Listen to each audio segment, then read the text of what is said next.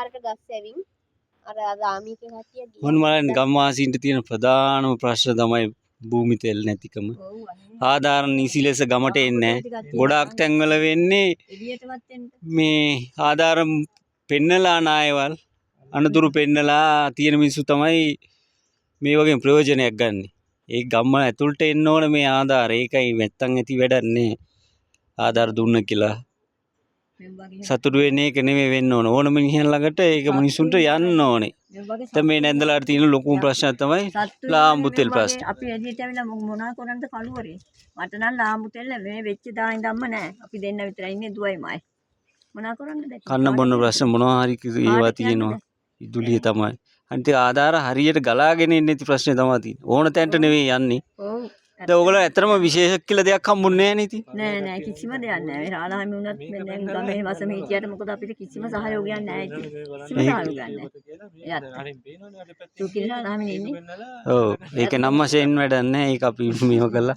නැග හිතන්නේ මොකද්ද මේ ගමට අපි කරන්න ඕන හොඳම දේ මොකද්ද? තමයි මේ ඉන්න අය අවතැන් වෙලා ඉන්නේ. මේ වෙලාවේ ලොකුම ශක්තිය ඉතින් මානසිකවත් මේ මිනිස්සු වැටලා ඉන්න වෙලාවේ ආධාර කන්න බොන්න දෙන එක මටත් වඩා අර පාර මේ යථා තත්ත්වයකින් මෙහෙම කරගන්න පුළුවන් ඒ කියන්නේ අපි පාරට යද්ද වැඩි අපිට දැන් මේ වෙලාවේ ශනිකව ඕනේ මොකක්ද කියන එක තමයි අපි කියන්නේ. ඔයා ඉස්සෙල්ලා ගම ගැනත් පොඩ්ඩක් කියන්න දවස ගැන. එතකොට අපිට දාන මිනිස්සුන්ට විශ්වාසයක් ඇතුව මේක දාන්න පුළුවන්. ඔව් ඒකත් ඇත්ත තමයි.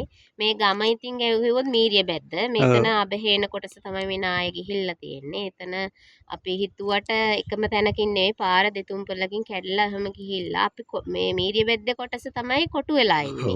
ඒකත් මෝරංග හදන්න කියන බුටලින්ද හරිය සම්පූර්ණයෙන්ම ගිහිල්ලා පාර ගස් ඇවිල්ලා ගස් හිට වෙලා උණ පඳුරු ඒම් ගොඩාක් හානි වෙලා තියෙන්නේ. එතකොට කොටු වෙලා ඉන්න පිරිසට බඩුවක් ගේන්න යන්න බෑ. බැංකුව අහලා සල්ලි අත්වල නෑ. පොඩි ළමයි ගෙවල් ඉන්නේ. කන්න බොන්න දෙන්න ප්‍රශ්නක් තියෙනව නැත්තේ නෙමෙයි. එතකොට දැන් මේ මිනිස්සු ගිහිල්ලා බඩුවක් ගේන්න ළඟක් නෙමෙයි. කියන්නේ කිලෝමීටර් 8ක් විතර ටවුන් එකකට යන්න ඕනේ. එතකොට එහෙම වුණාම දවස සම්පූර්ණයෙන්ම ඉවරයි. වැස්සක් ආවොත් ඒ යන මිනිස්සයා ආපහු මෙහෙට එයිද දන්නේ නැහැ. අවිශ්වාසයක් තියෙන්නේ. දැන් හම්බුන ආධාර ගැන මොකද්ද හම්බෙනවා කියනවා අර හෙට ගියා මෙහෙට ගියා කියලා. ඔයගොල්ලන්ට ඒවා හරියට හම්බෙලා තියෙනවද?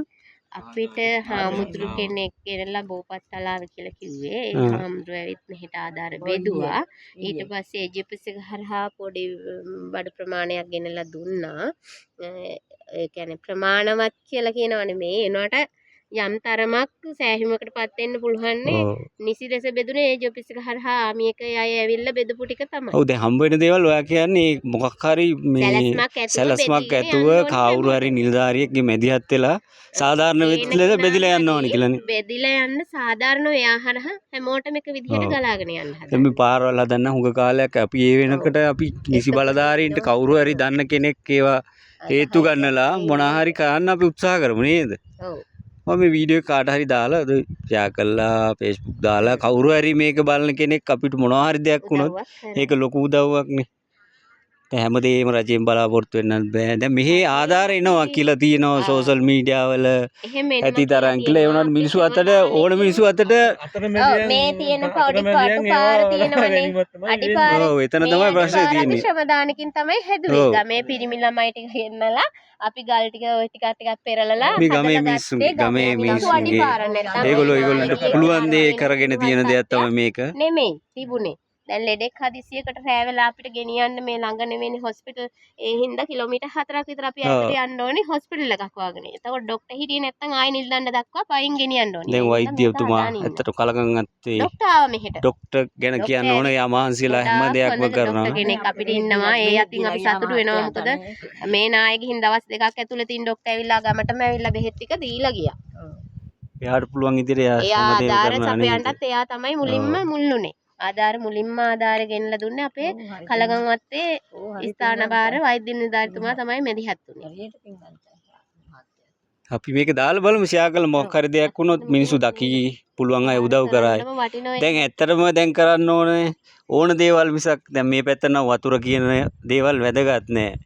මේ ආධාර දෙන ගොල්ලෝ ඒවා විස්තරයක් දන්නේ නැහැනේ. වැදගත් නෑ මෙහෙට මේ මෙහෙට ඕන වෙලාවේ කන්න වතුර බොන්න තියෙනවා. විශේෂයෙන්ම දැන් විදුලි බලේ නැති හින්දා භූමි තෙල් දෙන්න පුළුවන් නම් එහෙම ඔව්, එහෙම. ඒවා වටනවා නේද? අපිම දාලා බලමු මොකක් හරි වෙයි නේද? ඔහොම වූ ඉතින්. දැන් ආපහු වැස්ස පටන් ගන්න යන්නේ. වැස්ස කියන්නේ මේ පැත්තට වැස්ස තියෙන කාලේ තමයි දැන්. මේක ලොකුවට ගියොත් ඉතින් තව ලොකු ප්‍රශ්නයක් වෙනවා. දැන්ට හරි මොකක් හරි දේවල් කරලා දුන්නොත් ඒක වැදගත් වෙයි. අපි මේක දාලා බලමු කවුරු හරි දැකලා පින්වත් එක් මොනවා දෙයක් කරලා දෙන්න ඉතින්.